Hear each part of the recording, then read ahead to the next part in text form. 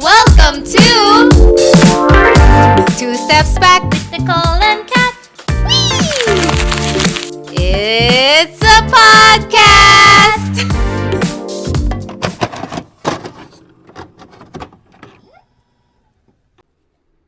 Hello, everybody. Hi. Welcome to part 2 of our Book of the Month episode. In the last episode, in case you missed it, we fleshed out all the parts that impacted us the most. We discussed the themes that were apparent in the book. This time, we will dive into the more analytical part naman of our Book of the Month discussion. But we will start off because kumota na kami sa time last time. So napag-usapan namin in the last episode the women characters and what they went through, yung mga nalagpasan nila, the traumas. It was a heavy episode, but this time around, we will recognize the role of the good men in the book, which I feel was very, very instrumental. So to describe the father of the household, father of Betty. Going into these characters, of course, we're going to have spoilers of the book. As we said in the first part, if you are planning to read Betty and you have not yet, maybe come back to this video once you have finished, because we will be exploring in depth the plot, the characters, etc. So if you want it to be a bit of a surprise as you follow along, recommend that. Also, there are some trigger warnings within this book. There's also themes of abuse, themes of miscarriage, abortion, animal abuse, everything actually under the sun. So check your trigger warnings. So that's our fair warning to you. So one of the cornerstone pivotal characters in the Book of Betty is the father. So his name is Landon Carpenter, and he is of Cherokee Indian heritage. And what I really love about the father, and because of the themes of this book, I was really waiting for there to be a stain on his character, because I'm like, everyone is so flawed in this book. Yeah. And don't get me wrong, the father has flaws too, but he is really someone with such a great heart in this book that really guides Betty and the other children, and is there in a capacity for the mother in her woundedness and in her trauma, that I just feel he's really the foundation of the family. Kaya talagang may soft spot kami ni Nicole for him as a character. We're introduced to him in the book as someone who was just picking mushrooms in a cemetery, and he comes across the mother of Betty, who was 16 at the time, and she seduces him, and they lay together, and then she just she does. She was very charming. Like, he admits, like, he is just a man. So, like, given naman siya. And then she turns up at his workplace at a factory, and she's showing that she is with child. And first off the bat, he says, "Is it mine?" She says, "Yes." And he says, "Okay, I don't have much, but I will try to be The right thing. the best husband and father that I can for our family." Like, no questions asked, no, like, kind of exchange of, like, negotiation, nothing. Like, he has so little to his name, and yet he is already willing and not able, but he's willing to already pivot into that role of being a father for this person that he doesn't even know, to be honest. So that's the first show of character for him. And then when she does see him for that second meeting, she is black and blue, right? She's been beat up by her father, who has SA'd her. But because she is with child, he has beat her up, like, on the floor in a very grotesque manner. And he says, the father, Landon, says, "Who did this to you?" And she says, my papi did, my dad did. So they go to her house, take her things in a suitcase, and he beats up the dad and, like, cuts off his nose or something, because in the Cherokee culture, the soul resides here in the bridge of the nose, so he, like, cuts off the dad. So he's a protector already in that first scene with the mother. Like, he is already establishing himself, like, I will protect this woman. I don't know her, but she is with my child, and I have a duty to her. And one of the first observations of the mother about him is, like, you can tell that he's raised by women. So, and I think that was such a foreign concept to her, because he was so careful with her. She was so considerate. Yeah. So So it's interesting to see that they both came together because he challenges her perception of what men are. Yeah.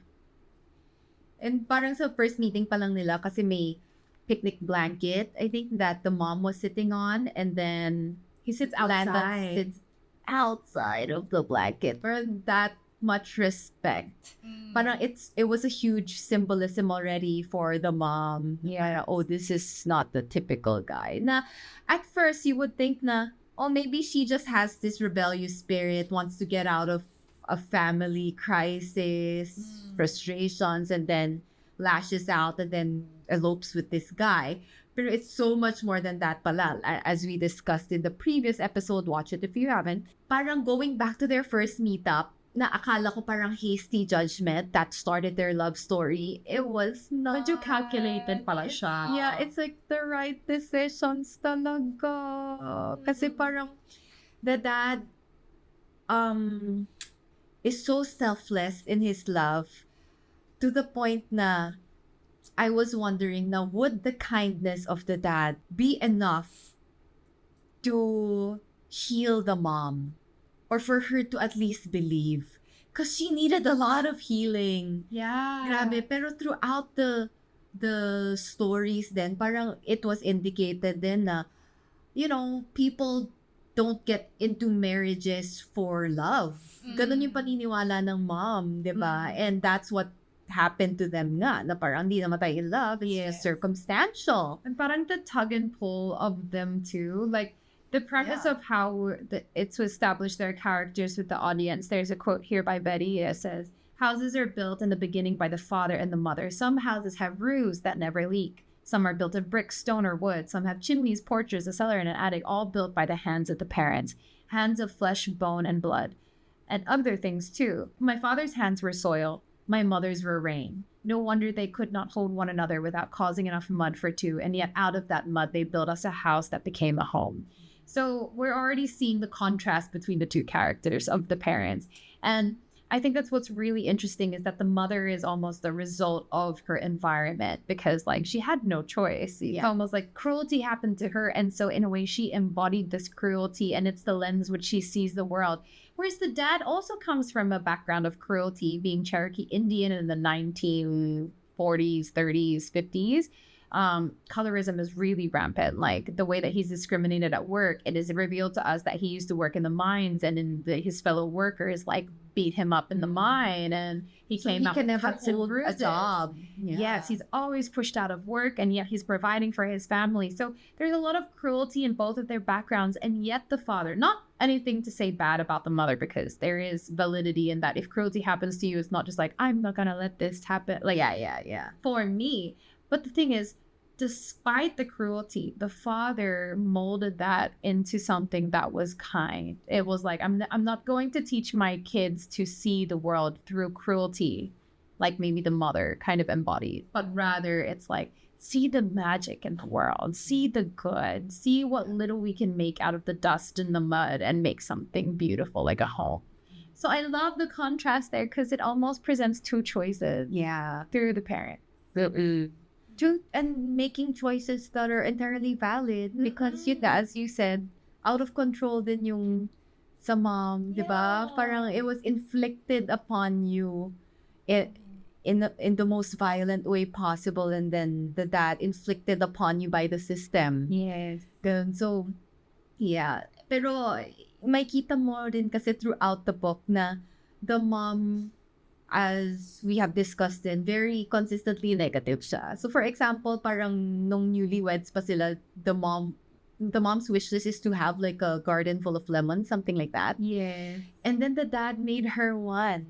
After one of her episodes, parang the way that the dad eases the mom is to create her dreams with meager means.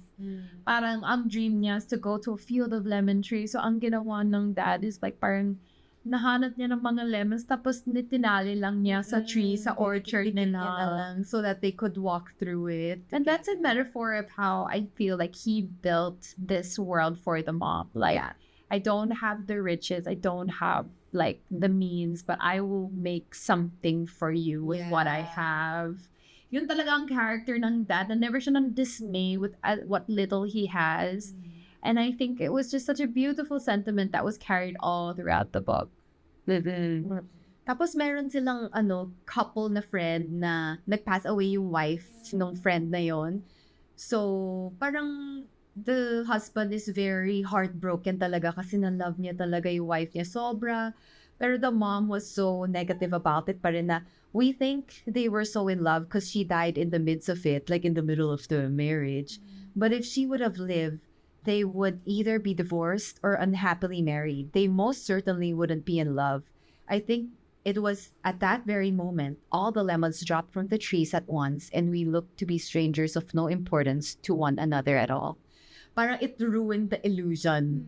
Diba? Na parang I'm trying to create, I'm trying to love you, to heal you, maybe, diba? Or to make you feel better, pero you refuse to. And, diba, parang sometimes it's, all you know is pain. It's hard to let love in. Yeah. So, ito yung pinaka-epitome no, I feel. So I could see like the dad trying to show love in whatever way he can. But minsan talaga hindi enough, and it's not the fault of the people accepting it. Kasi even there's, of course, really obvious one is the mother, but I feel like there was a burden placed on the dad as the breadwinner, because the mother doesn't work. It's just the dad. So he's the breadwinner. So there's also kind of the expectation, the responsibility placed on the father to alleviate the family from its harsh reality of its low income household, etc. And he's an expert craftsman, so he will do these beautiful wood carvings, Betty would say, and then he creates a business out of the tinctures and teas and things that he is able to grow in his garden using old Cherokee wisdom that was passed out to him through his family. So something that he is kind of ostracized for, his Cherokee heritage, is something that the town comes to depend on him on for their ails and their sicknesses, etc., which is a really interesting dichotomy. But there's a quote here where Betty is kind of expressing her frustration at a point in life where it's like, Dad, can't we have more? Like more than turtles and maps, which he was carving out of wood. I wish my father would whittle us enough money to buy ourselves a past free from brutality. One where daughters do not have to fear their father in the bedroom. One where sisters do not have to fear the approach of their brothers. If only we could buy ourselves away from the grandpappy larks and the Lelands of the world. So it's like also the expectation of the father, the protector, no? Pero parang hindi pa rin siya aware. But the expectation is still there. So the burden that Betty carried, like, Dad, I look up to you. Like, you have the answer for everything. You have the story for everything.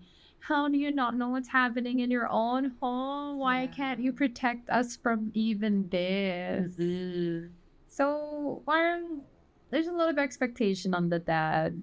Super. Which I think is a normal structure of a family, diba? Na parang the dad has to be all-knowing. And as a kid, parang di perfect talaga to parents ko eh. The expectation of putting them on a pedestal. Yeah. The way that the dad connects to the kids is really through stories. And I think I mentioned in part 1 is like Betty, the way that she escapes her reality, or I guess her coping mechanism is writing. So she becomes a writer. And then her daughter became a writer to write this book because Betty is the writer's mother. So that's her coping mechanism. But I feel the seed was planted by her father, who was always telling stories, either coated in the wisdom and the magic of the Cherokee people and the culture, but also just about metaphors, in which I feel he packages up reality in these metaphors to make them more palpable and like nicer than the reality that it is. It is another coping mechanism. Yes. And to see how the stories evolve. So, here's a quote where Betty says, I realized that not only did Dad need us to believe his stories, because as the characters grew up, like Betty and her sisters, they're like, okay, Dad, with your stories, with your magic, that's not real. Like, this is reality. She says, I realized then that not only did Dad need us to believe his stories, we needed to believe him as well, to believe in unripe stars and eagles able to do extraordinary things. What it boiled down to was a frenzied hope that there was more to life than the reality around us.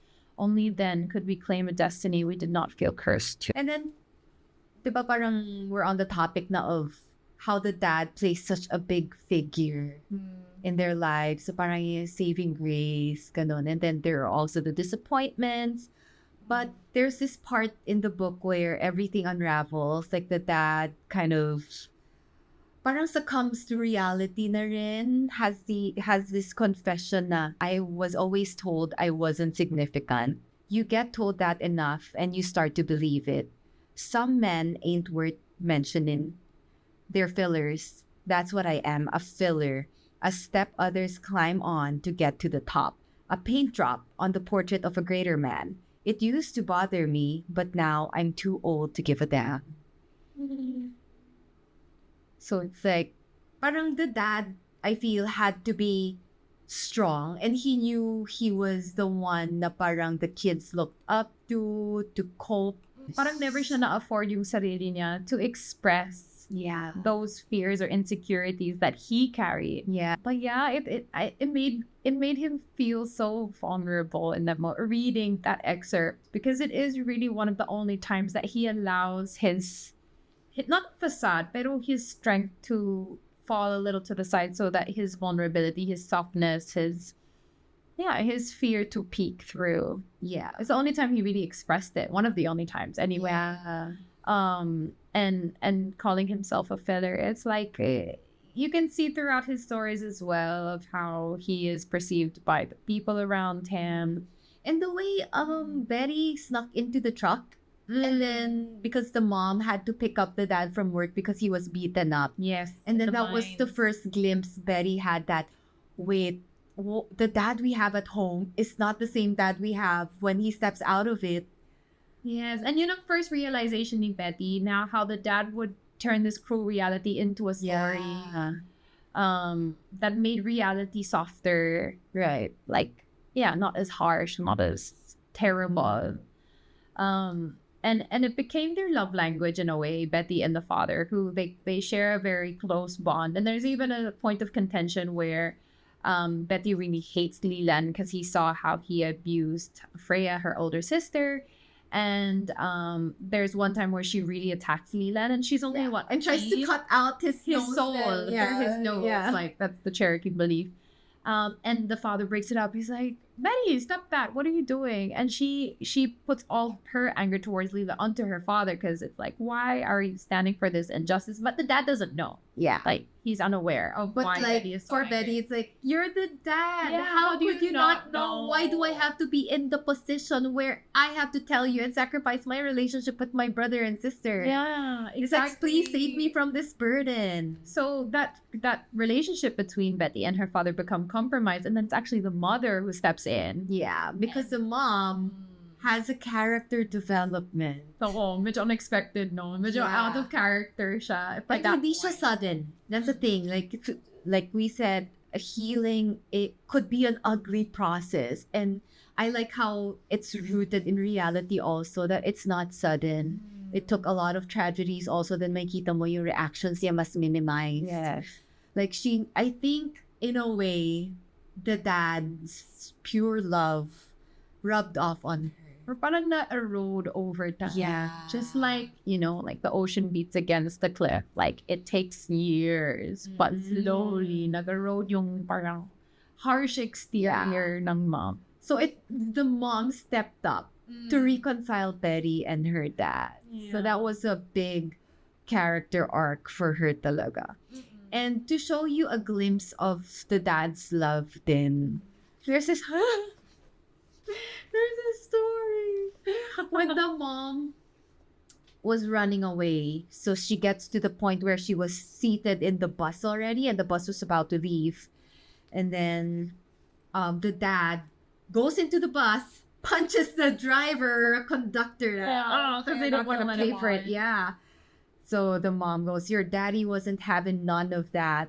Just as he was throwing a punch, he saw me sitting by the back window. The punch ended up knocking the driver out. Your daddy stepped over him and lumbered toward me. He was barefoot and wearing only his hat and a pair of underwear. I remember he was sweating so goddamn much, even though it was January.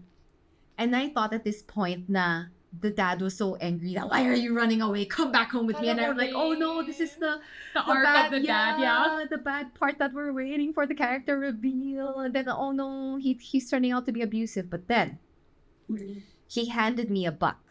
One lousy buck. I'm sorry it's not more, he said. But when I saw you come here, all I had to sell was my clothes. It won't get you far, but it'll get you farther from here. Oh my gosh. Tapos sabi sa may nakipag-usap sa bus sa mom niyan. He really loves you, the hag sitting beside me said. Folks think it's when they beg you to stay, but it's when they let you go that you know they love you so goddamn much. And then there was this metaphor with the clothes. With the sheet, yeah. The sheet. So may nakasampay na sheet. So mom goes, kunikwento niyo to kay Betty. One day though, the sheet got free from its clothespins. The sheet thought it could make it on its own. Then it saw its reflection in a puddle of rain from the storm. The fabric was no longer lovely and all the holes were letting the cold in.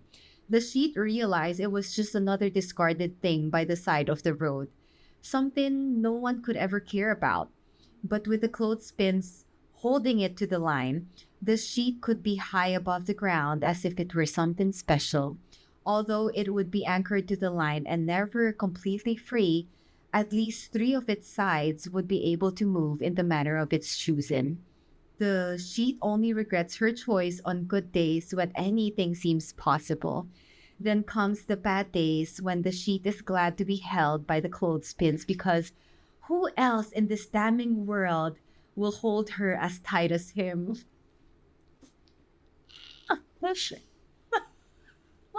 So I feel like, di ba, when we hear these stories about couples, married couples, I remember, parang whenever you ask married couples na, when is the best time to get married?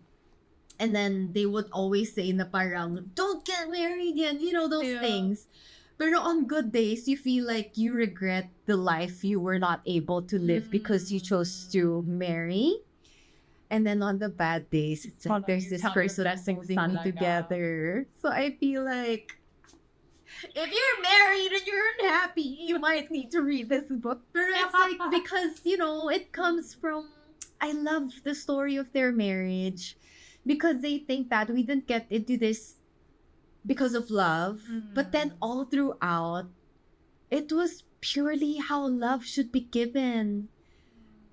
Without any promise of return. Imagine how many times nagka-episode yung mom niya. Because I'm sure it wasn't just Betty who experienced it. Yeah. The dad probably also didn't understand. And he was not the type to badger the mom and force her into confessing things that she doesn't want to talk about. He seems that way in the consistency of his character. And then yung unreciprocated yung love ng mom sa kanya because she couldn't open up. She just couldn't parang almost biologically. Na parang, how do you continue loving someone who can't love you back? Diba? Pero that is marriage, girl! I'm not married, but I'm like... She's taking notes. Yeah. No, but that's why the dad is such a character that we hold in such high regard because of that. Like, just the way that he's able to stretch himself to love in such an unconditional way. Oh my god, it's like, and it's so sacrificial too. But also reading that excerpt, it also makes me think like the mother also could be a writer in the way that she expressed her stories as well. It's quite metaphorical. You wouldn't think that a normal person speaks like that. But anyway. With the metaphor of the sheet, favorite kasi yun ni Pat. Yung mga art party na ganyan. But it's an excerpt that I want to go back to. Pagka kunwari, unhappy na ako one day sa marriage ko. I'm questioning my choices. Kasi the grass will always be greener on the other side, but perhaps that is just a fantasy. So just to kind of round off, I guess, the character of the father for this, I feel like, as we were saying, parang his character, I think, is a really wonderful way to describe him is he took the harsh realities of the world and encapsulated them in either stories or acts of love that were in wanting to cushion it for everyone else around him. Because yes, he, in a way, I think, held on to those stories for himself, but he really put in the effort for it for his family. Yeah. And then there's this really beautiful quote that I also want to insert because it was really such a touching moment, and it's one of the stories that Betty, I feel like, embellished to wrap up the harsh reality into something more palatable, but encapsulates their love story as father-daughter. The dad says, "I don't know if I ever told you that I love you, little Indian. I don't know if I ever said those words. You said them to me every time you told me a story. I looked up into his eyes. He smiled. I knew it would be the last. Have I ever told you that I loved you? I asked because I really didn't know. Every time you listened to one of my stories," he nodded. "Do me a favor, little Indian, take my boots off." And then he subsequently passes, but then the reality of that story of how he passes is told in the next chapter, and it is so much harsher and more unsure, and it's frantic, and it's like rushing him to the hospital and in the car with her siblings and the mom driving, and the mom is frantic, and she's like, "No, he's gonna be home for dinner," like in denial. And it just kind of, I think it was such a tender moment because even if it didn't happen in real life, it's never revealed if that was just a story that Betty created to hold on to grasp onto, or if it's an exchange that actually happened. But I feel like it encapsulates their relationship so beautifully because it's like, yeah, it's how they, because when you think about the stories as a coping mechanism, that's the father wanting to protect, wanting to cushion like the reality. It's his daughter. And that's the love that they shared together. Because it's like in her reciprocation of the stories, it was actually almost learned to do the same for him. Pero ang tender lang. It's their thing. It's a father-daughter bond. And then to conclude the chapter on the dad, it's like when the dad passed away, Betty said, "I knew what my father did not know when he was alive, that he was more than a filler. He was a lifetime of wildflower field." I took a deep breath and stood, walking to the side of my father's coffin. I knew the weight of being the daughter of a god. Because parang all throughout the book, it's like always, you are the goddesses, the women. But it took a god or a representation of a good man to carry so many women. Or to allow them to see that in themselves. Yeah. So, And to carry them out of their traumas. yeah. You know? Or to make them easier to bear. Yeah. So, sobrang love namin ni Nicole yung dad dito sa book. As I cannot talaga. So, like, there are a few other men in the book of Betty, but really Landon as the dad, he really stands apart as someone who's so impactful to the character of Betty, obviously, because she's the protagonist and she's the main voice throughout the whole story.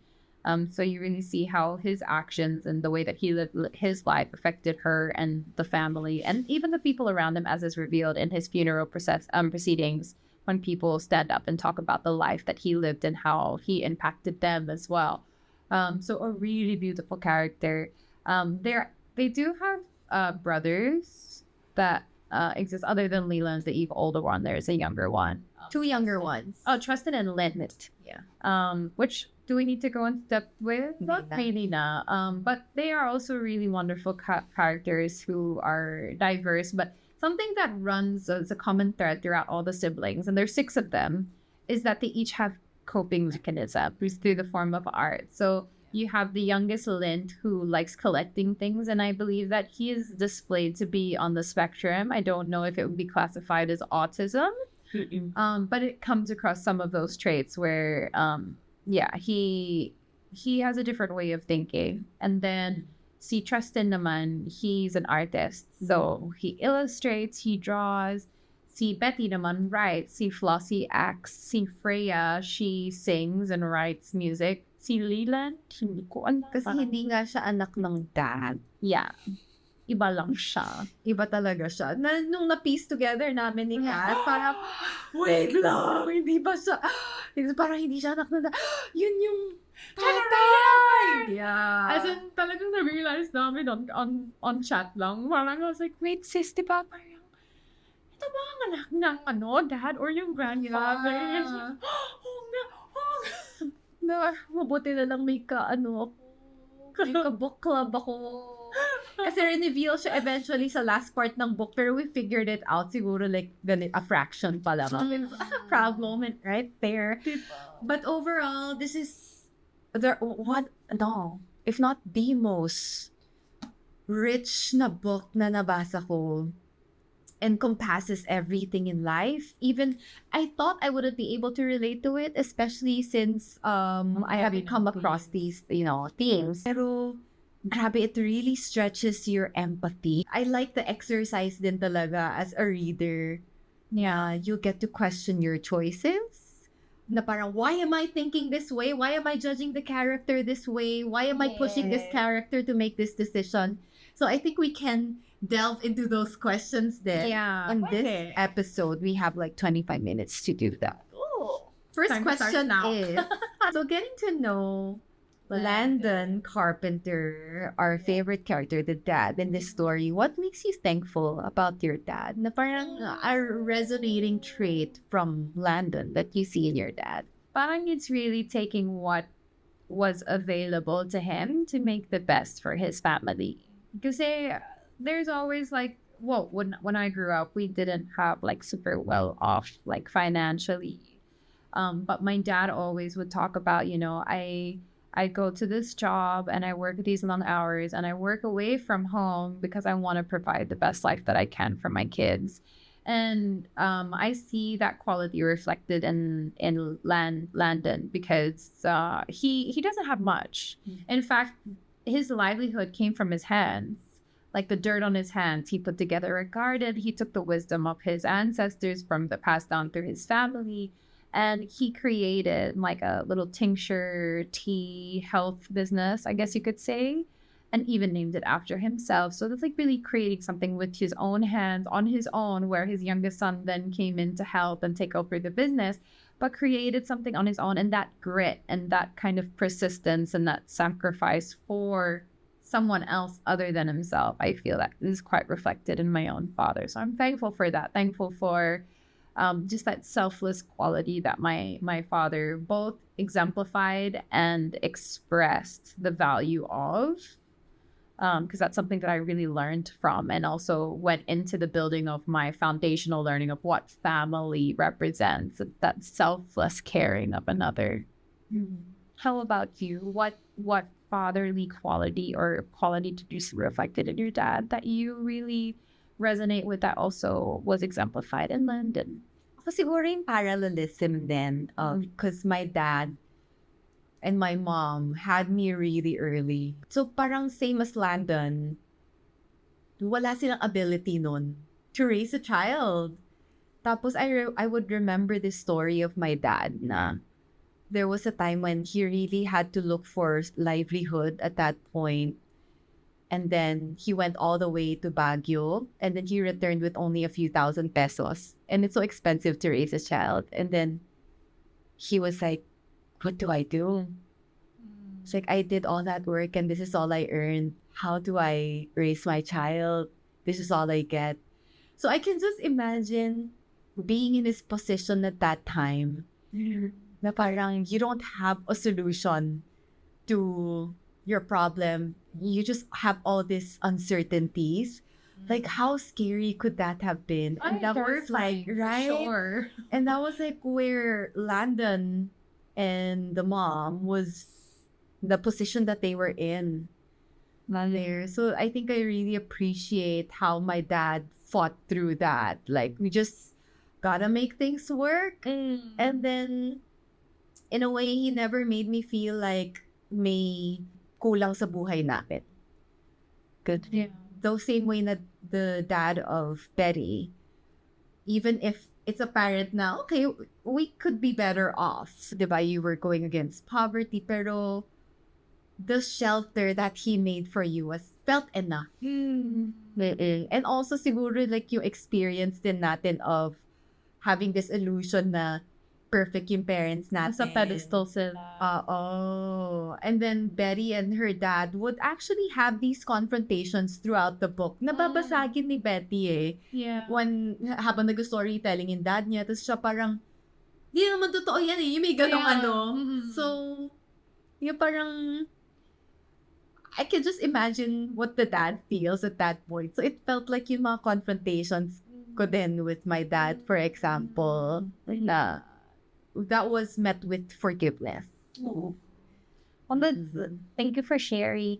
I always love it when you feel vulnerable enough to share things about family and stuff on this platform. And we want you guys to feel vulnerable like that as well and safe enough. I think what's really interesting as well, like all of the children create some sort of art, like writing, music, drawing, etc. Do you think that art can be created without trauma or hardship? Pang-passion question yun ah. Oh no, I just think it's so interesting. Popped into my head lang. I'm not sure. Also because I always believed lang na the most successful people din today come from a place of tragedy. Parang it served as a huge motivation. I feel like I am also one of those people. I have so many untold stories then, but feeling ko those were the things that really made me who I am now. That's why I'm so hungry, when it comes to my career, to my self-improvement. It's because it's a result of those traumas or challenges that I faced before. So I can't imagine a life without carrying those stories because I feel like my life, I think everyone naman has been riddled with tragedy. Yeah, I agree. How about you? In a way, I feel like, I don't know if it's insensitive to say, but I feel like it serves as a form of discipline in honing a craft because usually, like, for example, the book, like the creation of something, of art, of music, of whatever, is a coping mechanism, but it's pursued so persistently because it's how they're dealing with what they're going through. Yeah. So that persistence, I feel like, serves the same purpose of discipline, like the constant pursuit of the craft. It's like, I need to process this, so I'm going to write it down. I'm going to write it down. I'm going to write it every day. And that's what Betty did in the book. So she was able to really hone her craft as a writer. Whereas I feel like it could sit parallel to like having the discipline to hone a skill. So and I know from some of the artists that I follow, like, for example, music. I love listening to music, and some of my favorite artists, like Amy Winehouse, like she said, like, music is the way that I process my emotions. If I didn't have music, I'd die because I can't like figure out what I'm feeling and what I'm going through. So there's that persistence, there's that need. So yeah, I feel like in a way it kind of serves as a type of discipline. And in order for art to be appreciated, diba, it needs to be like that universal emotion. It has to evoke an emotion. That's the beauty of it. So I don't know if you can say it is necessary or a prerequisite, but I think It adds depth. it has to be, maybe it's necessary to establish a connection to a human experience. Yeah, fair note. Yeah. Sure. Diba? Interesting siya. Yeah, that's a very good question. Kaya ka Miss Universe eh. Dapat ako ang interviewer. Magulat kayo, host siya, pero siya nag-concoct ng siya yung nag-compose ng question. So, eto next question ko. In the book, yung parang the umbrella theme is a life lived and a life had. Parang differentiating those two. Parang it has, parang it is shown in every story din. Parang in every decision we make, parang is it really solely our decision or not? Yeah. Parang ganon. So, how do you distinguish in your own life a life you lived and a life that may part ba ng life mo na you only lived it in terms of other people? Yeah. I feel like we're all the result of our environments and the people that we grew up with. And as a child, like born into a family, you don't have a choice to create that environment for yourself. Some of us, even until like our early adulthood, maybe later until life, like they're already in a way picked for us the environment. And like when in the book, obviously, like we're contrasted different environments. Like the mother was brought up in a terrible environment, and the way that she became and then carried down her wisdom and her character towards her family was very much a consequence of that. And you can't fault her because what happened to her was atrocious, and she didn't have a lot of resources to be able to deal with that in a healthy way, in a productive way. So it just bled out. It overflowed and outbursts and episodes, etc. Even though the development of the healing was slow, it's still present, naman. And then you have the dad who experienced a lot of systemic racism and oppression, and yet never transformed that into abusing his own kids, like never passed down that oppression to his own family and the people who were under his influence, etc. So you could always say that it's a choice, but that choice isn't as easy as saying, I'm going to choose this and not this.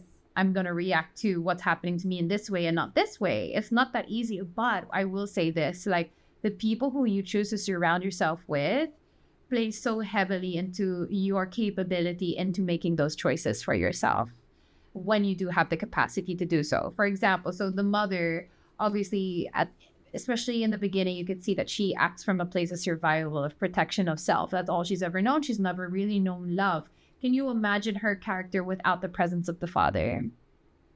Like, there is no choice really for her to have kasi parang wala siyang love to carry her. Wala siyang reference. Yeah, or support, or parang someone to process with her ba, or to allow her to grow in a safe space. Or if she had ended up with a partner who was very much reflective of her own father. Yeah, which is a tendency as well. Yes. Can you imagine, does she have a choice but been done, like to heal, like to progress in a certain direction? Maybe not, or maybe it's very limited. So, I mean, in my life, I'm very aware of the people that I surround myself with because yes, me, my character, and my experiences are a consequence of what I grew up with and what I have been through and what I've lived through. And going forward, I want to make informed choices, but it really takes being surrounded by good people, whether that be your family or your chosen family or your friends, that allow me to make as informed of a decision as possible. But, or if it's not the right decision, at least I go and walk through the mistakes, or I walk through that path without being alone. Sis, what do you feel? A life that is had rather than one that just happens to you. Does that feel like something that's passive, or something that you like choose? Like, no, I wanna live this life for myself, or is it that easy? Honestly, in my life, in my life, it was an easy decision because I really knew what I wanted. Like the contrast was quite stark, but it was hard accepting the consequences and going through it. But you just have to bear with it. It's a thing. But even actually, nung yung question sa akin in Miss Grand International, going back to that, because it's so recent na parang tinatanong ako ng mga tao na would you have changed your answer? I Doubt your answer, though. Pero parang I do have alternative answers, pero there were just some elements there that influenced my answer as well. Like the environment that time. Pero like, I remember thinking at that very moment talaga na, if I'm gonna win the crown, I want them to crown me for who I am. Yeah, and not for ticking the box of what everyone thinks is their best answer. Yes. Kasi they specified what answer they wanted to hear. Pero it was ingrained in my integrity talaga as a person na you need to crown me for me. And also the way that you spun the answer naman. Like, justify mo, like, why you chose that. Yeah. And also, parang feeling ko, if they won't crown me for who I am, then how would they? What kind of victory is that? Yeah, or what do you represent? it's not my queendom. It's not my queendom. Yeah. Alam mo yun? Like, maybe that's not the organization. Hindi kami match. Yeah. Yun. So, I feel like yun yung super vivid na memory sa akin na parang I really made my choice. Yeah. Oo. na clear cut talaga siya. Yeah. And then from that choice ko, the consequence was hard. Like, syempre, I lost the crown, ganun. Pero kasi if I wanted to win it for the Philippines, I wanted na palaban tayong mga Pilipino. Ganon, may sarili tayong And true to pag-iisip. yourself. Oo. True to your values. At paniniwala. Oo, ganon. Yun yung nafe-feel ko that time. Yeah, tama naman. Tapos, parang, it was hard because yun nga, uuwi ka for, first runner-up is such a painful position to be in, blah, blah, blah. Which it is. Yeah.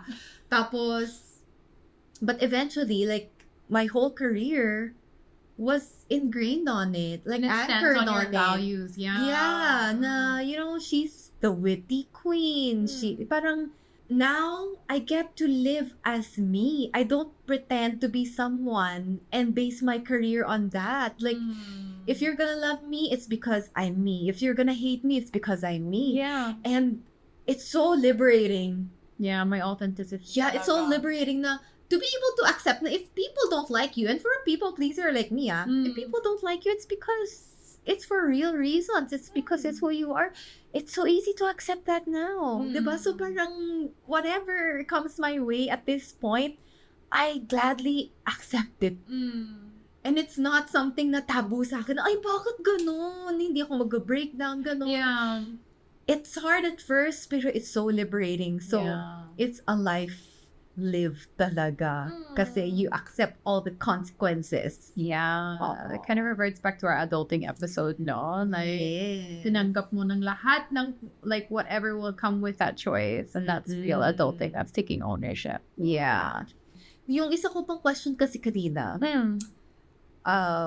so yung story ni Flossie and how the mom like pulled her down from the stars. Like, girl, hanggang dito ka lang. Yeah. And we hear this in pageantry na pagka hinilera ka ba sa mga babae, kung naka-line up kayo, Nawala nga. baka lumubog ka. So, it was such a familiar feeling for me. How about you, sis? Ito ba yung, na-feel mo ba to ever? Lalo na kasi Miss Universe ka. I think honestly, one of the main things that popped into my head when reading this was, di ba, minsan kapag manood ka ng mga auditions sa American Idol or something, tapos you see someone who's like, really, you shouldn't be there. And then when you ask them, like, who told you to audition? My mom or my friends tell me I'm such a great singer. So that's something that drawn into parallel. But in the realm of pageantry naman, it's something that, like you said, it really is thrown around a lot because we're always thought of in the context of how will you stand out? How will you be the one the judges pick? Because you're in a lineup of the most beautiful girls, either in your country, in the world. Like, how are you going to stand? What makes you different? Yeah. And in a way, in that lens of pageantry, it's somewhat limiting because it is just our image that is being assessed at that point. That's not when we're speaking against 100+ girls. That's when we're standing in They a make the lineup. first cut based on physical ano pala. Yeah, and not to say that that's just like, oh, if you have the most symmetrical face or hourglass body or et cetera, that you're going to be the one that they choose. Because I really believe in like the volume of energy and the way one carries themselves and the way that they're able to radiate that energy outward. That's what I call the it factor, or what I feel people identify as the it factor. But yeah, it can be very limiting. Na parang someone is assessing your capability and your worth and how far you're gonna go just by how you look. And in a way, it hit harder for me reading it with the interaction with Flossie and her mom, because that's her mother. That's someone who knows, you would think, her capability and knows her weaknesses and her strengths. So it hit harder than, say, a judge would in a pageantry, because it's like that judge is seeing me for the first time, maybe. Well, this is someone who you grew up with. Yeah. And knows you. knows you. Na parang maybe it is true. Kaya mas hurtful yung exchange kesa sa pageantry for me. Kasi sa pageantry, pwede akong like parang i-reason out in my mind, like, okay, so I didn't win this award or hindi ako napasok sa itong selection na to, pero baka dahil they didn't see this certain quality in me, or yung first impression nila wasn't of this level, Mm. it's easy to like feel better about myself and that. But if my own mother, like for example, if I parallel na sabi ko sa mama mo, I wanna go and join Miss Universe. Tapos sabi niya, ganit yan, na nasa book, I'd be like, ayoko na yata. Parang Mabilis yung ako confidence hindi ko lang. maniwala. Yeah. Oo. Like, I'll be in a state of, okay, Talagang let's shock. give up that dream. Yun na nga. Kaya, yeah. I think it takes a whole different level of having balls, big as beach balls, to go against your parents in pursuit of a dream, even when they tell you that. Yeah. Which is not to say that, hey, if your parents tell you not to do something, don't do it. I mean, like, commit to it and take ownership. Like you were saying about committing to that choice, committing to that decision, and living out your life by your own terms. Like, commit to that decision if you want to go for it with your parents' blessing or not. Pero for me personally, that would really take a hit for me, for sure. Yeah, lalo na it's really deciding na, syempre lalo na when we were younger, we have So such high vulnerable. hopes for ourselves. And we can do, alam mo yung mindset na we can do everything. That at my age now, I wish I could bring that back. Na parang, I wish- ko na tayo. I can believe in myself that much again. Iba yung feeling na yun eh. Na parang, tsaka the fearlessness talaga na come what may. Yeah. I know this is what I'm destined to do. Even if I get hurt in the process, I'm gonna pursue this. Yeah. Even if it's gonna go against my loved ones. Diba? Pero now, kasi parang I crave for that spirit now. Yeah. Pero back then, parang, is it time to let it go? Like, let go of this dream and look for another dream? And I think that's one of the hardest questions you ask yourself when you're an adolescent. Super, Diba? super. And when you answer that question, it either makes you or breaks you. Yeah. No, it definitely does. Yeah. Also, because expressing your dream to another person, whether it be a parent or a friend or whoever, is Hirap. you're putting your heart on a platter. Yeah. Like, that's what it feels like. Like, here's my dream. Yeah. You have the ability to break it. And I'm taking the chance on sharing it to you. So, just as a tip for any of you guys, be very selective who you share your future plans and dreams with. Be very intentional. Because if you give it to the wrong person and they shatter it, parang you put it in the wrong hands. Sometimes. Yeah. So yeah, just be very intentional and selective. So overall, we really recommend you to read this book, especially if you want to be more educated about what women go through. If you're a girl and you're going through your teenage years, you're actually in any stage of life, this book is really good. Ako naman, like, if you're someone that enjoys learning the characterization and the justification and the minds behind people's actions, I think this book is a really sensitive and careful approach to that handles it with a lot of care. Because that's actually one of the reasons I love true crime and I love Criminal Minds sort of thing. Because, like, yes, there's someone who acts out in this way, but what made them like that? That's always something I'm curious about. What led to those decisions? And so this is a book that delves so deeply into these characters that are both flawed and they're carrying burdens. And this is the way they interact, they live, they love on each other, they hurt each other. So it's a very intimate look at family. Again, it does have a lot of heavy themes, but for me and Nicole, 5-star shot across the board. So definitely one of our recommended reads. Probably will sit in our top 5 for a very long time, if not forever. Because when we're talking about it, we're like, paano top to in terms of its weight and its lyrical Writing. Lyricalism, is that a word? The way that it is able to encapsulate all of these emotions and handle them with such care and yet still pack a punch. Yeah. Talagang yun ang art form ng book na to. So if you guys resonate with anything that we've talked about, or maybe even have questions for each other, if you have been reading along with the book club with us, let us know in the comments. We would love to have a little open discussion with you guys because we're also learning. Maybe some of the different things spoke to you that maybe we missed out on. If you have a favorite quote even. Yeah. Post it in the comments if you are planning to read it and still went ahead and watched all these. We feel that the spoilers still don't detract from the story itself, so really recommend you to read it and comment your insights or maybe questions also in our social media page on Instagram so that we can reply to it. Maybe with a video IG story. Yeah, we diba? could totally do Oo, that. mga pahabol na hindi namin na-discuss dito because ang dami. Yeah. 2 hours is not enough to flesh everything out. So, marami pa kami hindi na-discuss dito ni Kat actually, but that's the beauty of this book. It just keeps on giving talaga.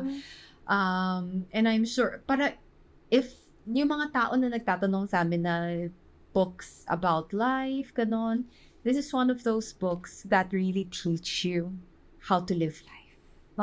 It's ungraspable in a way, pero I feel like every person who would read this book would have another level of depth to their soul.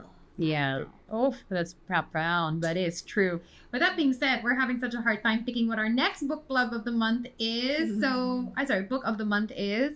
So if you guys have any suggestions, we're thinking to go something a little bit more light for the next one, but it's super open to hear from you guys. If you have a favorite book that is absolutely outstanding for you guys and you feel like the whole community would benefit from reading it. Life-changing books. Yes, like please. Yes, please. So drop them below. We'd really appreciate that. And as always, we love you guys so much. Thanks for sitting down and being nerds.